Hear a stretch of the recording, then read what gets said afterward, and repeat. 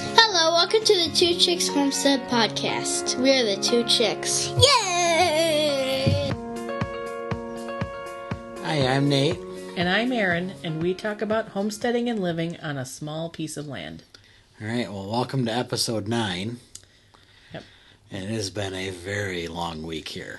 Well, hopefully by the time this comes out, we're having a better week, but last week was very bad. And so a lot of other people had the same kind of weeks. Yeah, it seemed like we weren't the only ones having that. And so much so we got a couple glasses of whiskey here tonight. Yes. We don't drink a lot. No. But some nights you just kind of need it. Mm-hmm. So the good piece of news is our Harvest Right freeze dryer showed up yesterday. Yes. And again, hopefully by the time this comes out, we have done a few things. But we did the functional test and everything passed. So now we'll do the bread test and see how that goes. Yep. So we're going to start playing with it here and see how this week comes. And then we'll have a future episode on some of the fun things we've done with it. Yeah. So, but let's get on to the week. Yeah. Where do you even begin? What was even first? The car? Yes, my car. Monday morning. Bright and early Monday morning. Yep. I get a phone call saying, "Have you started dinner yet?" And my crazy mind went, "No. Why? Like, what's going on? Are we doing something fun?" Yep. So 4 p.m. Monday, I go to start my car up to go leave work, and I hear a very loud rattling noise.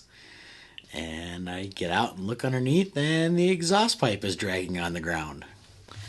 So I got about a block, and then I had to double back and park my car, and then, figure out how I was going to get home that night. Yeah. So at least I was able to borrow a car, and then the next day you came and got me. Yeah, because of course we don't hardly do anything these days, and we had co-op the next day. We were doing a painting class that we already pre-registered for and paid for, and the girls were looking forward to it, and it was like, oh, man. Yep.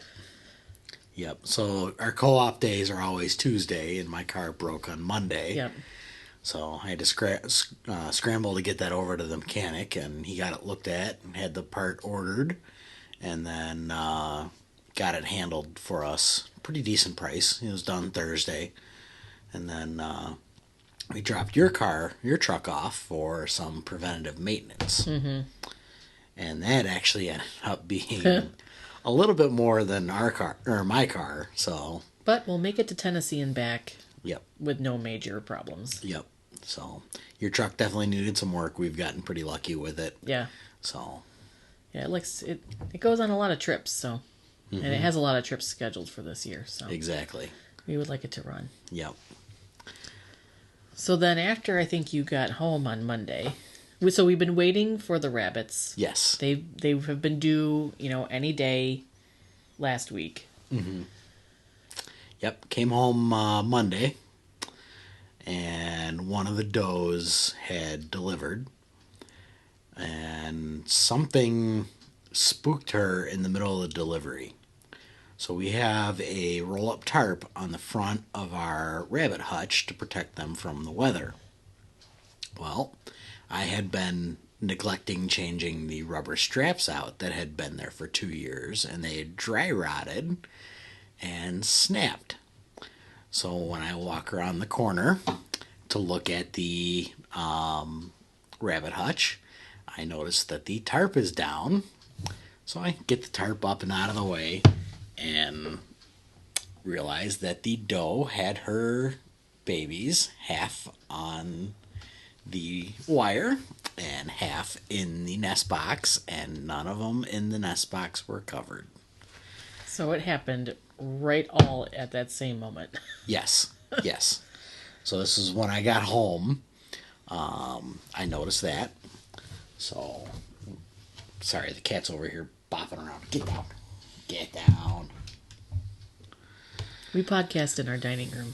Yes, and the cat's up here trying to sample some whiskey. All right.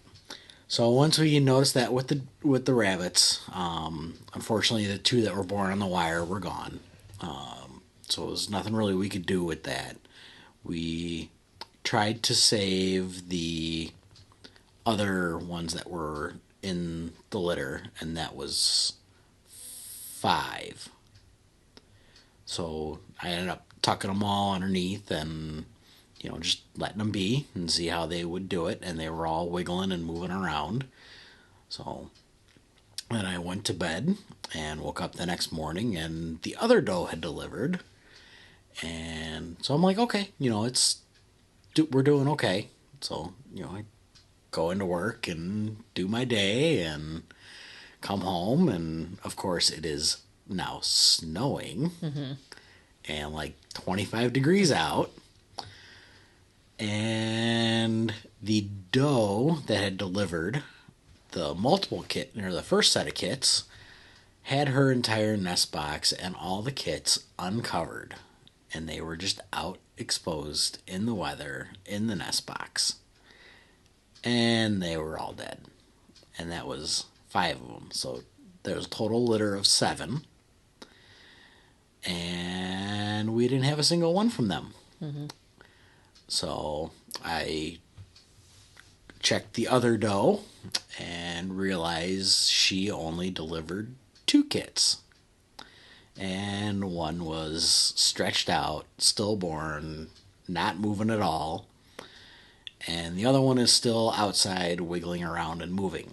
So this has been 5 days so far. And we will see how she does, the second delivered, how well she does with this kit. We have a very strict rule at this house where 3 strikes and you're out. And once this doe is done raising this kit, we are going to replace her. Yeah, because she's not had successful deliveries. No. I mean, the past 2 have not been successful. No, the first one was 1 kit. The second one was nothing. And now we have this one that is now 2 kits and 1 stillborn and 1 maybe going to survive. So we'll see how that kind of goes. Yep. So we had to talk to the girls. Each one got to name a doe. Right. And this one, Carrot Cake, is our oldest, who is very emotional. Hasn't really been doing this her whole life. She was 5 when we moved here? Yeah. So, I mean, mostly she's been, living in this house, but it's still different. So we had to tell her, and we've been telling them from the beginning, here's how it's going to be. You can name them, we can love them. If this keeps happening, this is what's going to happen, because we just don't have the space to have, as many as we want. Right. And we're not going to do inside rabbits. Right. I mean, that's not going to happen here. There's not going to be any pets. I mean, feed is going up in price every time. Yeah. So it's, we got to make correct choices that work for us. Exactly. So there comes a point where the return for the dollar does not exist. Right. So we've been telling them that this could possibly happen. So then we had to really sit her down and say, okay, this is going to happen. We are going to have to replace Carrot Cake. But if the baby that she has, or the kit that she has now, is a female, we'll keep that one. Or we get to go to Rural King and buy a new one. And she's now all excited about right. finding a new one. So I have not sexed the new kit. I will give that a couple more days and check it out. But if it's a doe, we are going to raise that one up and replace it and see how that goes. It looks like it's the steel blue, so that'll be kind of a nice color to have in addition to the black one, and then Thor, who's kind of a American chin color. As a parent, we're always questioning about whether we're doing the right thing and raising them in this kind of household with, we're processing our own food out in the backyard. I mean, that's not the norm that I grew up with. It's the norm, in a lot of places. Right. But you just kind of question, whether they're going to be okay. And so when we sat them down and talked to them about these possibilities, and they said, okay, that's fine, because it hadn't happened yet. Right. So, I mean, we often talked about it. We often have death happen. Oh, yeah. Because we've lost several chickens. Yeah, I mean, and the kits, well, lately, especially with carrot cake, I mean, Yeah. there's been one that hasn't made it every time now. At least. And it's really been both does. We've gotten a lot that have snuck out of the nest box or that have been born on the wire, but it's kind of become something that is, not that it doesn't affect anybody, but right. It's something that we talk about all the time. And so for them to be able to sit there and accept that this is going to happen and be upset about it, but they weren't like bawling. Right. That it's like, okay, we kind of did this okay. We've prepped them for this, and it is going to be okay. Right. And I mean, when we first got into the rabbits, we came at them with everything and said, here's reality. If things don't work out, we need to change what we're doing. And I even remember you mentioning that with the chickens. You can go out to the coop one day and you just don't know what you're going to see. Yeah, I mean, it gets to where you don't really think about it. But at first, I mean, every morning I kind of stopped them and said, I don't know what we're walking out to. Just be prepared that a chicken could be hurt, We don't know. Right. Because we had never done it before. Now it's kind of like, for majority of the time, it's fine. But they're out there trying to escape right now. Right. So these ones are crazy. But, yeah, I mean, it was really neat, I don't know if that's the right word, to see how they reacted to this problem maturely. Right. Absolutely. I mean, the oldest was, kind of choking back some tears and trying to do her best and be big. And then we, talked about what the possibilities are. And she's kind of looking forward to raising up her own if it's a female, or going to Rural King and picking one out. It was like when we first got the rabbits, none of us had any experience, so it was all new. We didn't know really how to handle them, and now it's been, year and a half? 2 years. 2 years? Yeah, we got them in March 2 years ago. And so now it's like, well, when you get a new bunny, you'll kind of know what to expect and be able to help raise it up more. Right. And the one thing I am very interested about is if she's going to be okay eating the rabbit. Yeah, I don't know. It might have to sit in the freezer for a while. Yeah. And maybe just kind of get mixed in. Yeah. And not be like, and now we're eating carrot cake pot pie. It's Yeah, exactly. I think it might need to be a while. Yeah. While we're back into eating rabbit. Because we haven't had rabbit for a while now. Right, because we haven't had any solid litters lately. I mean, the last litter we processed was only 4. Yeah. And I think we've got 1 in the freezer, so we've been kind of... Yeah, that was the runt of the litter from the last set. It was pretty small. So, I mean, we just haven't been eating it that much lately, so we might have to mix it in with something. The next batch that we do at some point. Yep. But I mean, the girls have done really good handling this kind of stuff. It's rough on them, but they've gotten older and gotten more experience with this. And I mean, there's thousands of kids that grow up on farms that probably see a lot more than we see. Probably. Or than they see.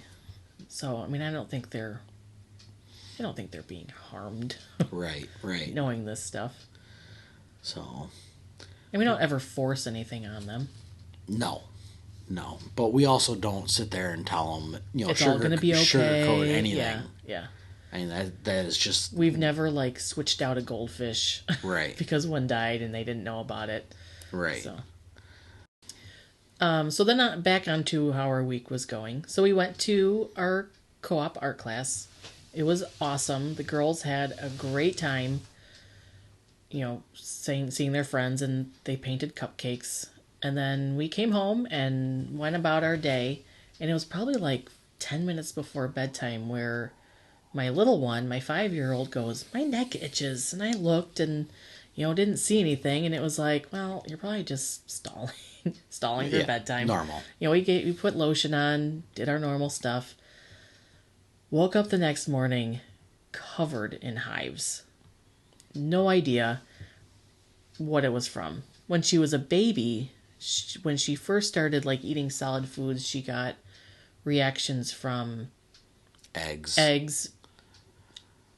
They said milk and dairy. We'd eventually went to an allergist, and peanuts and milk and eggs came back as positive. Yeah, and we had the EpiPens and the whole nine yards. Yeah. I mean, it was hard because she had milk with no reaction, and now I'm being told she's allergic to milk. So it was kind of one of those things where it was like, something is not adding up. But we'll play it safe and, follow the rules. So she didn't have peanuts, eggs, or milk for, it was over a year. We tried the duck eggs first. Yeah. Once we started going back to the eggs. Right. Yeah, my brother's duck eggs, we tried that because we've heard that people that may not be able to eat store-bought eggs can eat either duck eggs or maybe farm fresh eggs. Yeah. But I don't remember a lot of details. But she's had a reaction before. And then we ended up going and having a food test, and she was all clear, and it's been years now. So she gets these hives, and it's like, oh my gosh, she had a peanut butter sandwich yesterday, but she has fluffernutters like all the time. Like, what are the odds that this one fluffernutter is going to affect her? And if you don't know, that's marshmallow fluff and peanut butter. It's super, super healthy. Yuck. When you have a picky kid, sometimes you just kind of have to, check your battles. I'll stick with my whiskey. Peanut butter whiskey. Yes, that is true. You do have peanut butter whiskey. And I have, what is this? This is Whiskey Acres Bottled in Bond from the 2014 harvest. Oh. So we gave her Benadryl, and it calmed down, and then it would kind of come back in another spot, and give her more, and it would calm down. But overall, she was acting perfectly fine. Oh, yeah. She just had hives all over. Yeah. So we ended up doing a video visit to the doctor, which we haven't been to the doctor since like 2019. Yeah. Because everything just went crazy, and yeah, I think we kind of became a little bit more skeptical of yes. And also, you couldn't get an in-person visit until January of 2023. Yeah, it was insane. So we did the video visit. The doctor said, he is pretty 100% that it wasn't the peanut, because it would have been right away, and to just kind of watch her and give her Benadryl. And it's been gone since, it started Tuesday night, and it's been gone. It was gone Friday morning. Mm-hmm.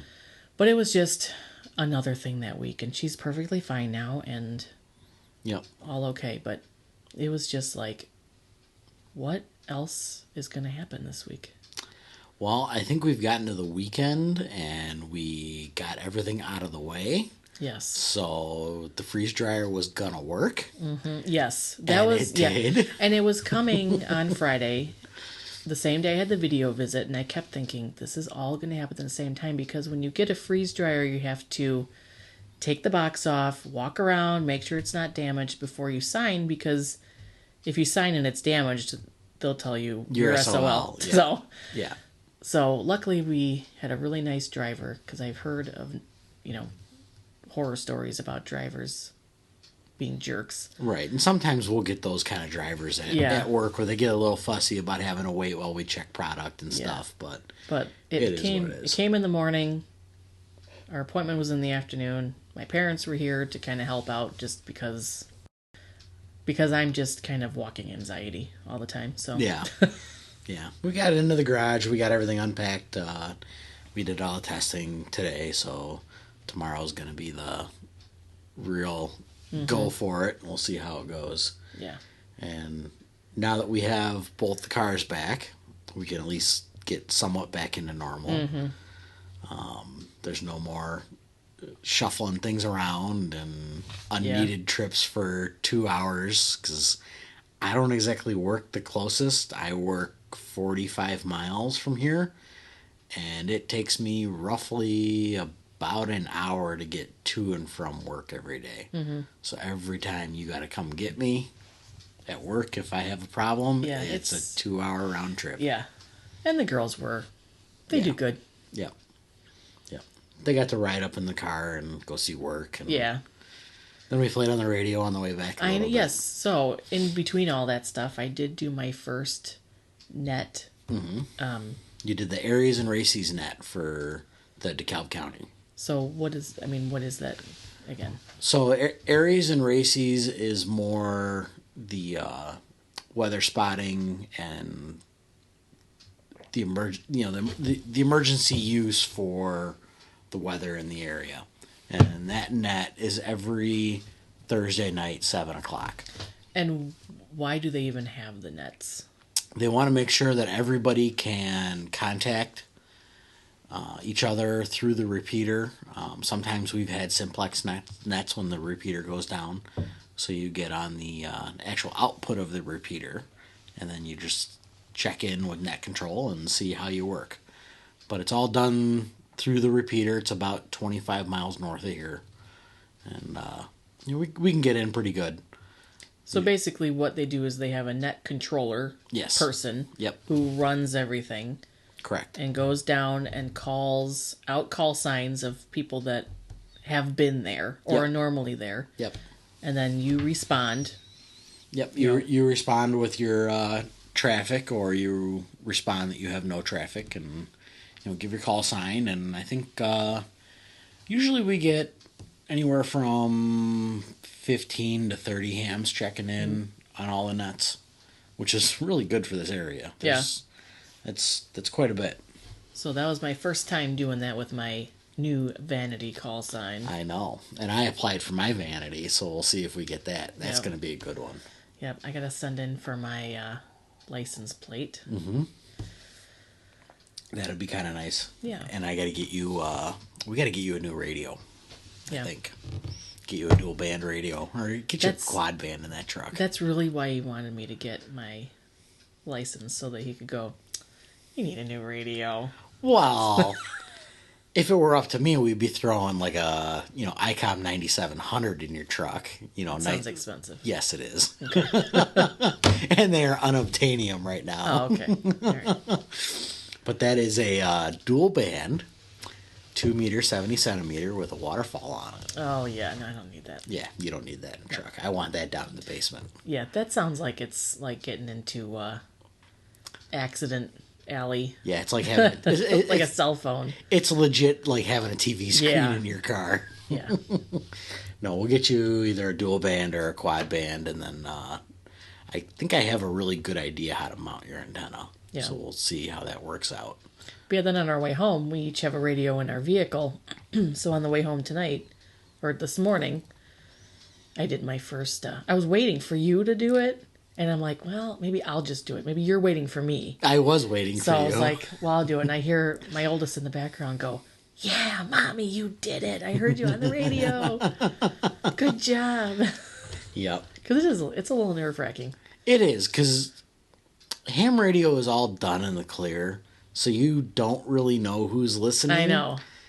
But there's more than likely the hams will jump on and talk to you. Yeah. Like here at the repeater, we have probably, my guess would be 5 or 6 guys that do nothing but listen all day. Which is good. Yeah. And they're all the retired guys that kind of live in the area, and you throw a call out. Yeah, they probably just go about their day and just have the radio on. Yep. And I'm thinking we might do that. I might get a speaker up here, because right now the radios are down in the basement. I might get a speaker up here, so you can hear anybody calling out if you want to jump on and talk to them.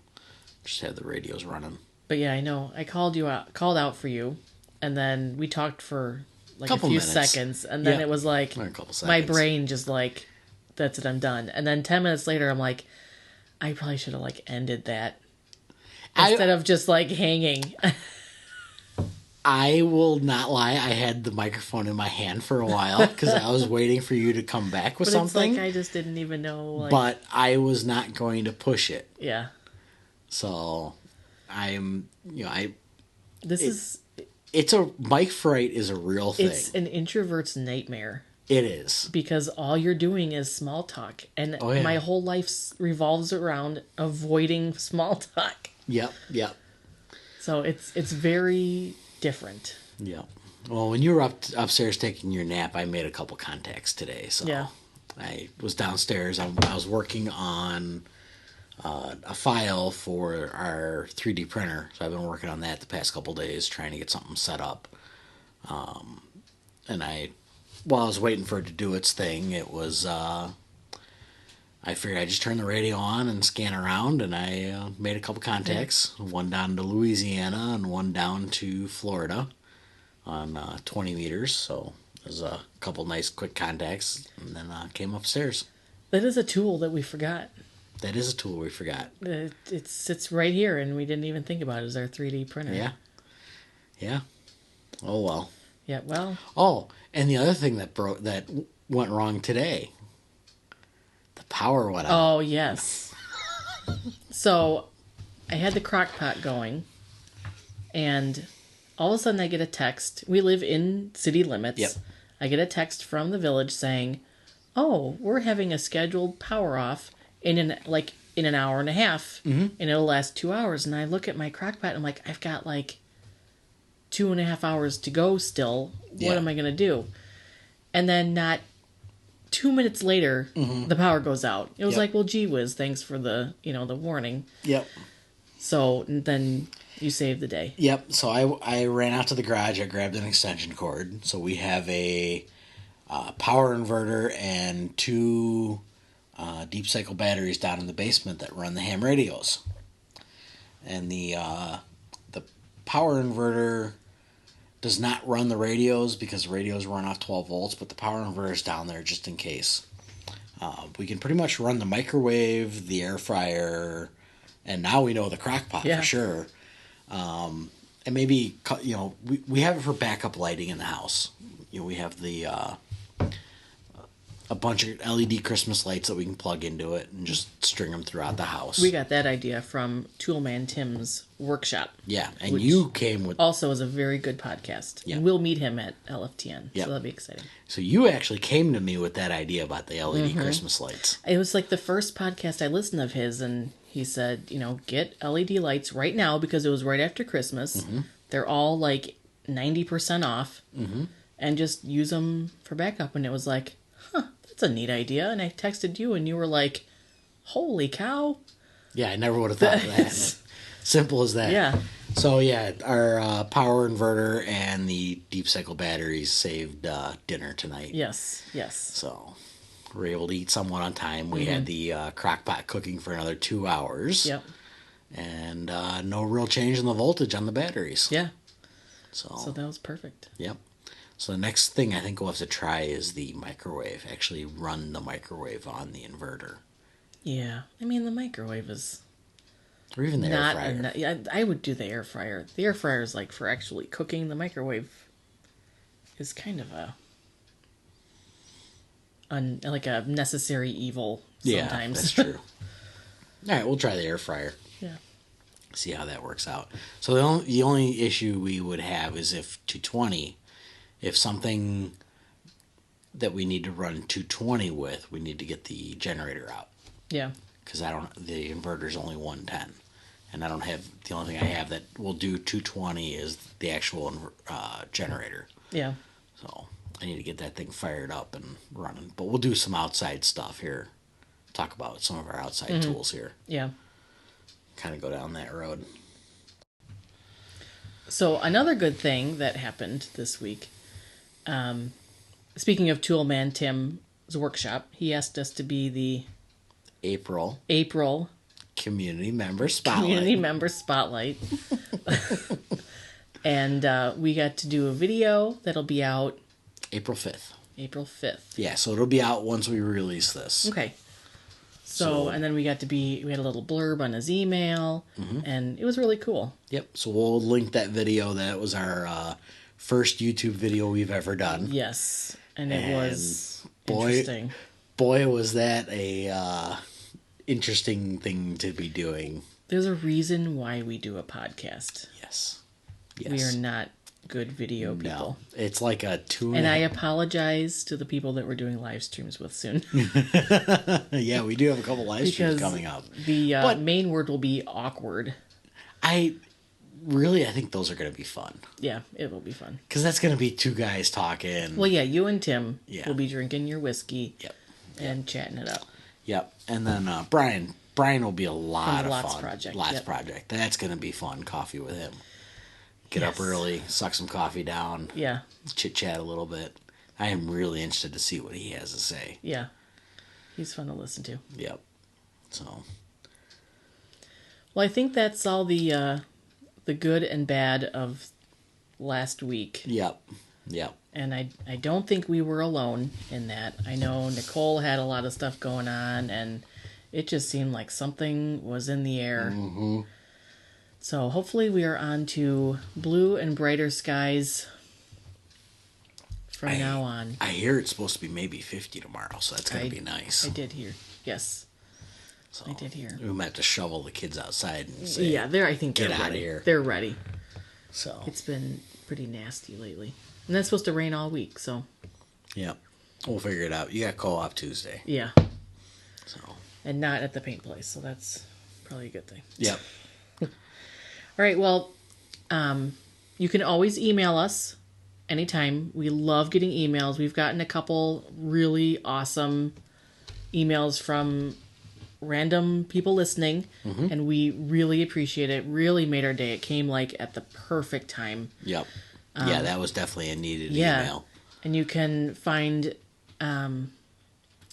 the form to fill out to email us at twochickshomestead.com, or just email us directly at info@twochickshomestead.com. You can find us on Facebook at Two Chicks Homestead and School, I believe. We'll drop. We'll a link it in there again. Yeah. It's always in our show notes. But you can find us on Float. Float is back up and running. Yep. You can find me on there or find us on there. Telegram group or Facebook group. We know there's people out there listening Absolutely. and hearing directly from people that are not in our normal communities. right. Like, we know that there's people that we talk to all the time that listen, and that's awesome. Right. But to get like a random email was like really cool. Yep. So if anybody ever has any questions, don't hesitate to ask. And we would love to have drop us some questions in the email, and maybe we'll see if we can answer them for you. And if we can't, we'll get somebody on here that can. Yeah. I would love to really start doing interviews once we get past the initial, Yep. we're getting there. Yep. So we definitely have a few friends here and there that are well versed if we don't know stuff. Yeah. And maybe we'll see if we can figure something out there. But yeah, don't ever hesitate to email one of us at info@twochicks.com, and we will definitely get back to you. Just please make sure that you drop your email in there as well. On the form on the website, On the form. So that way we can email you back. Because if you email us through the form, I don't know if we can email you back. Yeah, we got to check into that and do some testing and make sure. Yep. If it doesn't work out, we'll take that form off and just have the link to email us directly. Absolutely. That might be a very good idea. Yep. So. All right, well. I think that's pretty much about it. That's it. Yep, we'll catch you guys next week. All right, see you on the homestead where something is always growing, eating, or cooking.